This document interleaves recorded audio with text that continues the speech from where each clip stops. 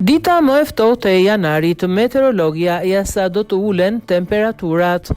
Sot shënoi dita më e ftohtë e muajit janar në Shqipëri. Meteorologia Tanja Porja bëri të ditur se moti do të jetë kryesisht me diell, por edhe me temperatura ekstremisht të ulta në të gjithë vendin.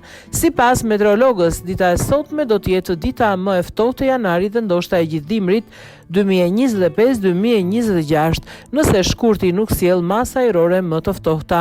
Sipas saj, në zonat malore temperaturat minimale kanë zbritur minus 12 gradë Celsius, ndërsa vlera negative janë regjistruar edhe në zonat qendrore dhe pjesën më të madhe të Bregdetit. Në orët e mesditës temperatura do të mbeten në zero në zonat malore nga -4 deri në -1 gradë Celsius, ndërsa në ulëtësirën perëndimore maksimumet do të variojnë nga 4 në 6 gradë Celsius, me jugperëndimin që arrin deri në 8 gradë Celsius, tha Porja.